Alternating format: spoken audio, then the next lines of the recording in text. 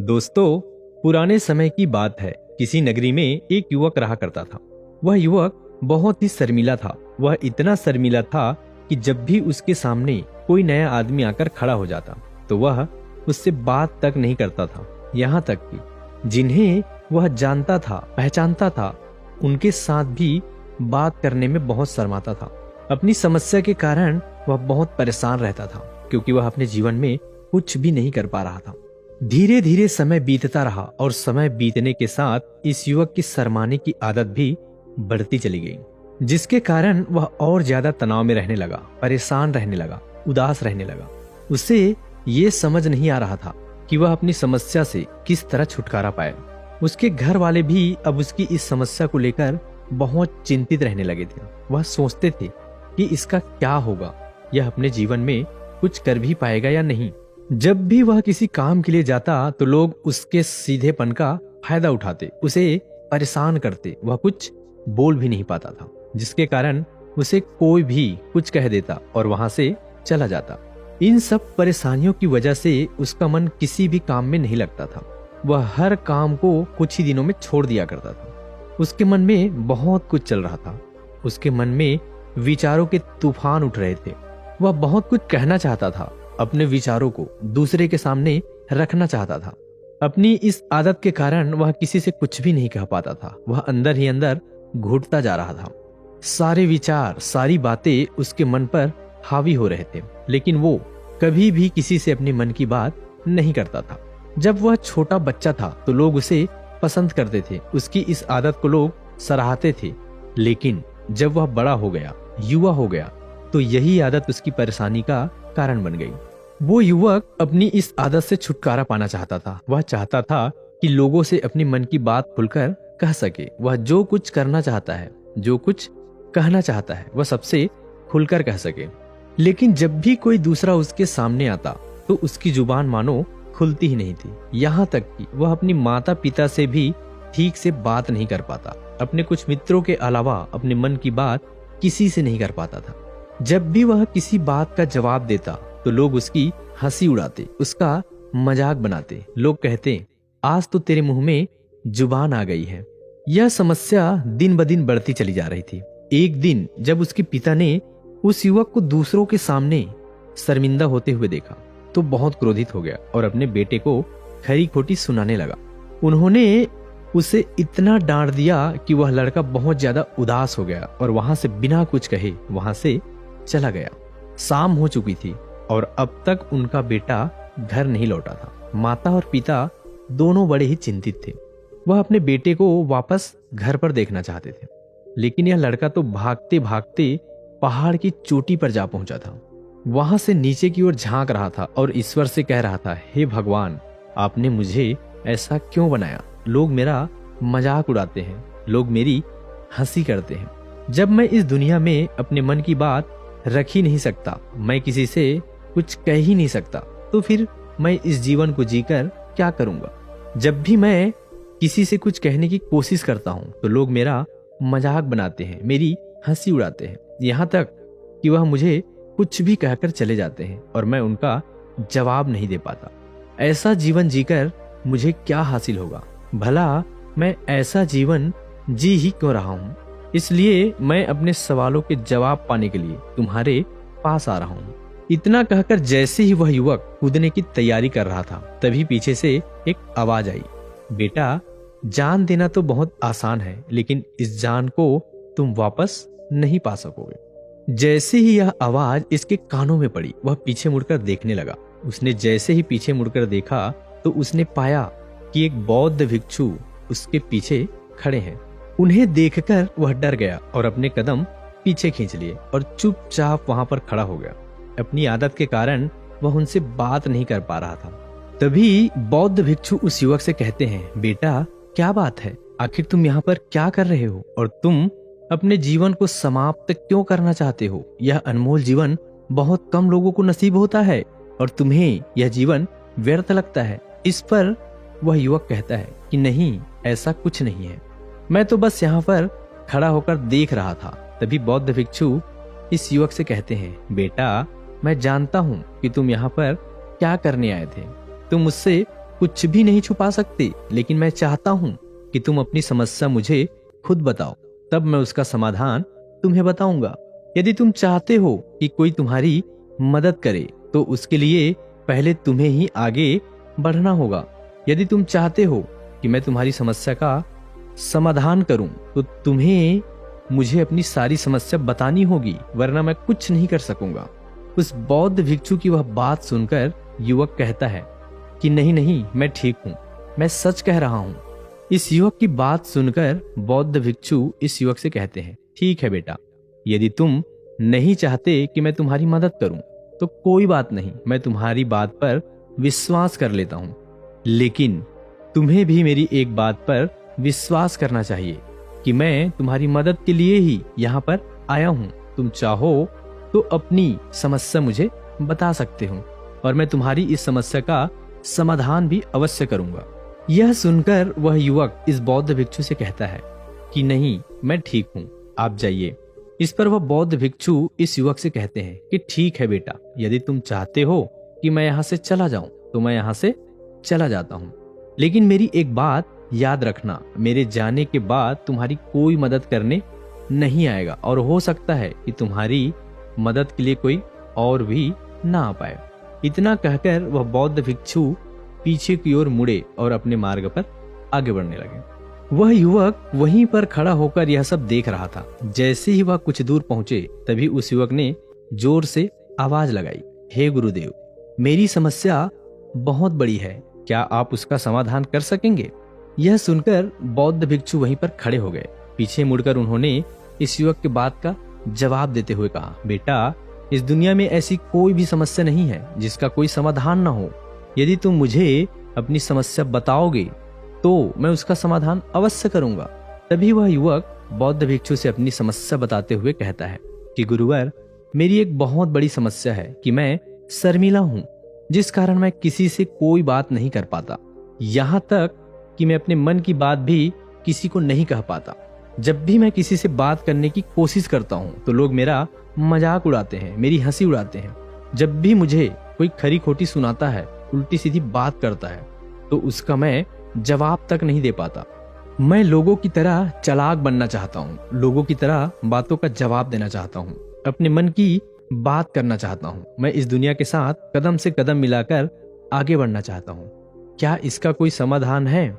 उस भिक्षु ने उस युवक की सारी बातें ध्यान पूर्वक सुनी और फिर जवाब देते हुए कहा कि बेटा, तुम जरूरत से ज्यादा शर्मीले हो। इसका अर्थ यह नहीं कि तुम्हारे अंदर कोई डर है जिसे तुम पहचान नहीं पा रहे हो, जिस कारण उसका समाधान करने में भी तुम असमर्थ हो रहे हो।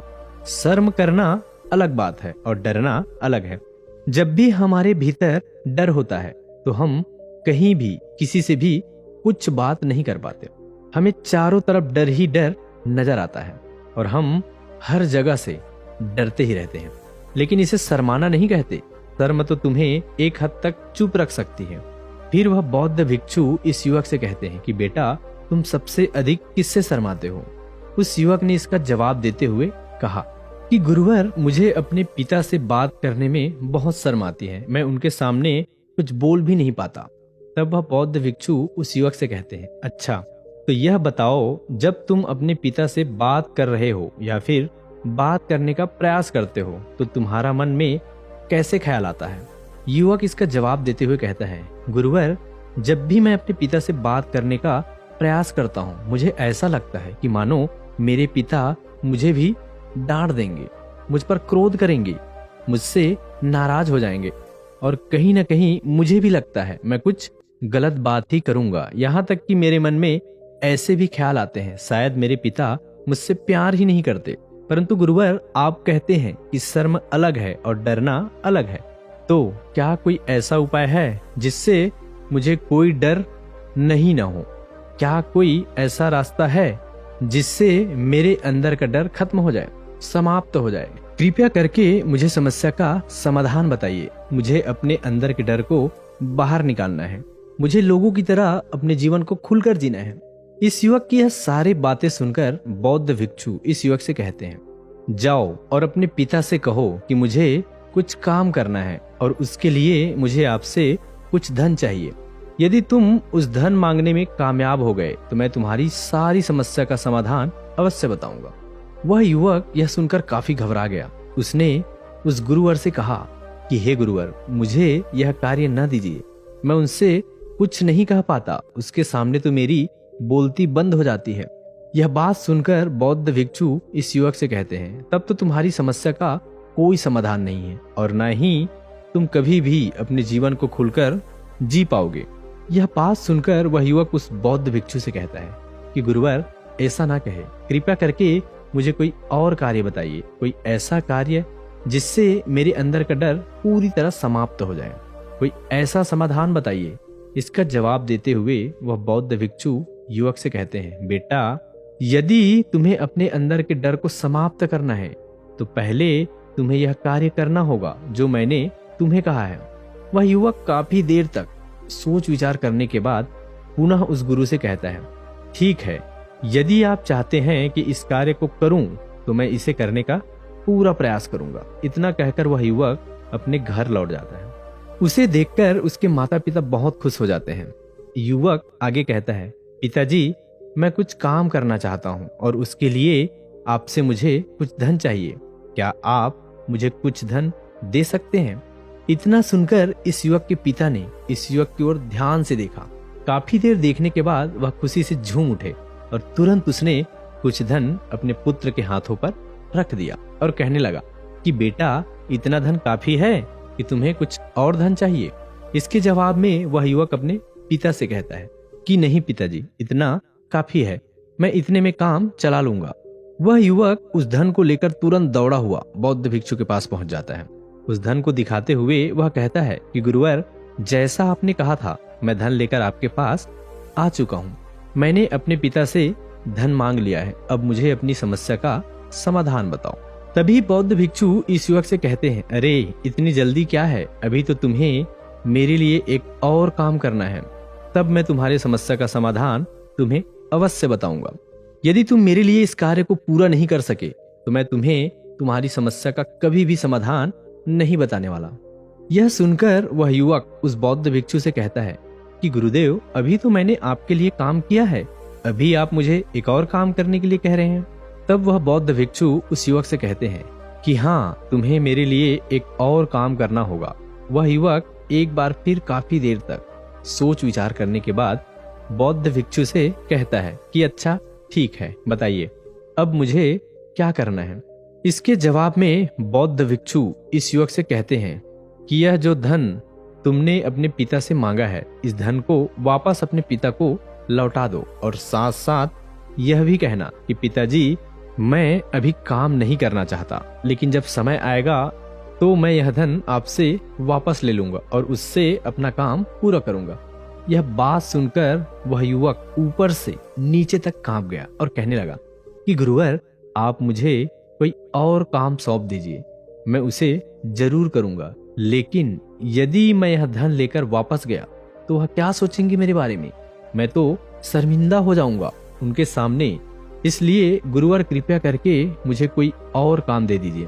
तभी बौद्ध भिक्षु उस युवक से कहते हैं कि बेटा, जो काम मैं तुम्हें सौंपा है, तुम्हें इस कार्य को पूरा करना होगा, अन्यथा तुम्हारी समस्या का समाधान मैं तुम्हें नहीं बताने वाला। काफी देर सोच विचार करने के बाद भिक्षु से कहता है कि ठीक है गुरुवर, मैं वापस जाता हूँ और यह धन वापस अपने पिता को देकर आपके पास आता हूँ। वह तुरंत दौड़ा दौड़ा अपने पिता के पास वापस लौट आया। उसने अपने पिता से कहा कि पिताजी, मैं ये धन अभी नहीं लेना चाहता, अभी यह धन आप मुझसे वापस ले लीजिए, जब मुझे कोई काम पड़ेगा तो मैं आपसे यह धन वापस ले लूंगा। इस युवक के पिता ने उस युवक की तरफ घूर के काफी देर तक देखा और फिर मुस्कुराते हुए कहने लगा, बेटा, मैं समझता हूँ किसी भी काम को शुरू करने से पहले हमें उसके बारे में जानकारी इकट्ठा करनी चाहिए, उसके बारे में समझना जरूरी है, कब क्या कैसे करना है, इसके बारे में हमें पूरी जानकारी लेनी चाहिए। कोई भी काम ऐसे ही शुरू नहीं किया जाता, उसमें हम सफल भी होंगे या नहीं इसका भी अनुमान हमें लगाना पड़ता है, और जब तक हम सभी प्रकार की जानकारी प्राप्त नहीं कर लेते तब तक हमें धन नहीं लगाना चाहिए। मुझे बहुत खुशी है कि तुमने सही निर्णय लिया है। जब तुम्हें ये समझ में आ जाएगी जो तुम कार्य करने जा रहे हो वह तुम्हारे लिए उचित है, तब तुम चाहोगे तो मैं तुम्हें धन वापस लौटा दूंगा। युवक अपने पिता से यह सारी बातें सुनकर मन ही मन बहुत प्रसन्न हुआ। उसने तो इसकी उम्मीद भी नहीं की थी। उसके पिता हंसकर उसे सारी बातें समझाएंगे। वह मन ही मन यह सब सोच रहा था, तो तभी उसके पिताजी उसके और करीब आए और उसने उस युवा बेटा को अपने गले से लगा लिया। जैसे उसके पिता ने उस युवक को गले से लगाया, उसको बहुत अच्छा महसूस हुआ। उसका आत्मविश्वास, उसका हौसला और ज्यादा बढ़ता चला गया। उसके बाद वह युवक पुनः उस बौद्ध भिक्षु के पास वापस लौटा और कहने लगा कि गुरुवर, जैसा आपने कहा था मैं बिल्कुल ही वैसा किया। मैंने धन अपने पिता को वापस कर दिया। अब तो कृपया करके मुझे मेरी समस्या का समाधान मुझे बता दीजिए। तभी वह बौद्ध भिक्षु इस युवक की ओर देखकर मुस्कुराते हैं और इस युवक से कहते हैं कि बेटा, इतनी जल्दी क्या है, अभी तो तुम्हें मेरे लिए एक और काम करना पड़ेगा। वह युवक कहता है कि महाराज, आप आखिर मुझे बार बार ऐसा क्यों करवा रहे हैं? क्या आपके पास मेरी समस्या का समाधान है भी या नहीं? कहीं आप मुझे बेवकूफ तो नहीं बना रहे हैं, जिस तरह से दूसरे लोग मुझे बेवकूफ बनाते हैं? क्या आप भी मेरे साथ वही नहीं कर रहे हैं? आपने कहा था कि जाओ अपने पिता से पैसा मांग कर लाओ। मैंने पैसे मांगे, फिर आपने कहा कि पैसे वापस लौटा दो। मैंने पैसा लौटा दिए। अब आप कह रहे हैं कि मैं आपके लिए एक और काम करूं? नहीं, यह मुझसे नहीं होगा। तभी बौद्ध भिक्षु इस युवक की ओर देखकर मुस्कुराते हैं और कहते हैं कि बेटा, वैसे आखिरी काम है और बहुत आसान भी है। तुम जैसे ही इस कार्य को पूरा करोगे, मैं तुम्हें वचन देता हूँ, मैं तुम्हारी समस्या का समाधान तुम्हें अवश्य बताऊंगा। इस पर वह युवक एक बार फिर सोच विचार करता है और उस बौद्ध भिक्षु से कहता है कि ठीक है, लेकिन यह आखिरी काम है जो मैं आपके लिए करूंगा। बताइए मुझे क्या करना है? तो बौद्ध भिक्षु एक मूर्ति निकालकर उस युवक के हाथ में थमा देते हैं। वह मूर्ति दिखने में बहुत ही साधारण सी थी। वह बौद्ध भिक्षु इस युवक से कहते हैं कि बेटा, तुम्हें इसे बाजार में लेकर जाना है, इसे बेचना है और इसके बदले में तुम्हें 50 सोने के सिक्के लेकर आने हैं। जब तुम यह करने में सफल हो जाओगे, तभी मैं तुम्हारी समस्या का समाधान तुम्हें बता पाऊंगा। वह युवक उस मूर्ति को अपने हाथ में लेकर बड़े गौर से देखते हैं और उस बौद्ध भिक्षु से कहता है कि गुरुवर, यह तो बड़ी साधारण सी मूर्ति है, मानो मिट्टी की बनाई गई हो। इसके लिए भला 50 सोने के सिक्के मुझे कौन देगा? कहीं आपका दिमाग तो खराब नहीं हो गया है? इसके 1-2 सोने के सिक्के मिल जाएगा, वह तो बहुत बड़ी बात है, लेकिन इसके लिए 50 सोने के सिक्के कौन देगा? तभी बौद्ध भिक्षु इस युवक से कहते हैं कि बेटा, मैंने जो तुम्हें काम सौंपा है, यदि तुम उसे पूरा करोगे तभी तुम्हारी समस्या का समाधान मिल पाएगा। अन्यथा तुम चाहो तो अपने घर वापस लौट सकते हो, फिर से वही अपने जीवन में जहां लोग तुम्हारे मजाक उड़ाते हैं, लोग तुम्हें डराते हैं, सताते हैं। मैं तुम्हें यहाँ तुम्हारे डर को निकालने में मदद कर रहा हूँ। मेरे द्वारा बताए गए काम कर करके तुम अपने डर को धीरे धीरे दूर कर पाओगे। मेरा एक काम पूरा कर दो, फिर तुम्हें सब समझ आएगा। वह युवक उस बौद्ध भिक्षु की बात सुनकर मन ही मन विचार करता है, मुझे तो मेरी समस्या का समाधान किसी भी हालत में चाहिए। इसलिए उस मूर्ति को उठाकर वह बाजार की ओर चल पड़ता है। बाजार पहुंचकर वह उस मूर्ति को लेकर एक जगह चुपचाप खड़ा हो जाता है और इंतजार करने लग जाता है। कोई आएगा और उस मूर्ति का भाव पूछेगा, तब वह उस मूर्ति के लिए 50 सोने के सिक्के की मांग करेगा। देखते ही देखते काफी समय बीत गया, लेकिन अभी तक उसके पास कोई भी आदमी नहीं आया। उसने अपने आसपास देखा तो लोग अपने सामान को चिल्ला चिल्ला कर बेच रहे थे, लेकिन अभी तक उसके पास कोई भी आदमी नहीं आया। उसने अपने आसपास देखा तो लोग अपने सामान को चिल्ला चिल्ला कर बेच रहे थे, जोर जोर से आवाज लगा रहे थे। उसने भी सोचा कि यदि मुझे इस मूर्ति को बेचना है तो मुझे भी जोर जोर से आवाज लगानी चाहिए। इस युवक ने चिल्लाना शुरू कर दिया, लेकिन वह इतनी जोर से नहीं चिल्ला रहा था। उसकी आवाज उसे खुद भी सुनाई नहीं दे रही थी, तो भला उसकी आवाज दूसरों को कैसे सुनाता, जिस कारण कोई भी व्यक्ति उसके सामान को खरीदने के लिए उसके पास नहीं आया। धीरे धीरे शाम का समय हो चुका था और उस आदमी को यह डर था कि बौद्ध भिक्षु वहां से चला ना जाए, अन्यथा उसे अपनी समस्या का समाधान कौन देगा। तब उसने चिल्लाना शुरू किया कि 50 सोने के सिक्के में यह मूर्ति ले लो। उसके आवाज सुनकर लोग उसके पास आने लगे और उससे यह सवाल करने लगे कि इस मूर्ति में ऐसा क्या है जो तुम इसके लिए 50 सोने के सिक्के मांग रहे हो। इसके अंदर कुछ तो खास हो, ऐसा होगा। युवक काफी देर सोच विचार करने के बाद कहता है, नहीं, मुझे नहीं पता, मैं तो इस मूर्ति को यहाँ बेचने आया हूँ। तभी उसमें से एक युवक उससे कहता है, अगर ऐसी बात है तो इस मूर्ति को कोई खरीदने वाला नहीं है। आखिर इस मूर्ति में ऐसा क्या खास है जिसके लिए तुम सोने के सिक्के मांग रहे हो? यह तो तुम्हें बताना ही पड़ेगा। धीरे धीरे कई लोग उसके पास आए और सभी ने बस एक ही सवाल किया, आखिर इस मूर्ति में ऐसा क्या खास है, ऐसी क्या बात है जिसके लिए तुम सोने के सिक्के की मांग कर रहे हो।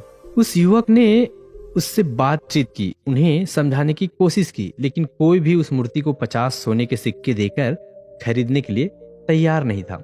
वह निराश हो गया था, उसे कुछ समझ नहीं आ रहा था कि वो क्या करे। तभी उसने बाजार में देखा कि कुछ लोग अपने सामान की खासियत बता रहे हैं, उसे बेचने के लिए उसके खास खास बातों के बारे में लोगों को बता रहे हैं। यह देखकर उसने भी सोचा, मुझे भी इस मूर्ति की खासियत लोगों को बतानी चाहिए।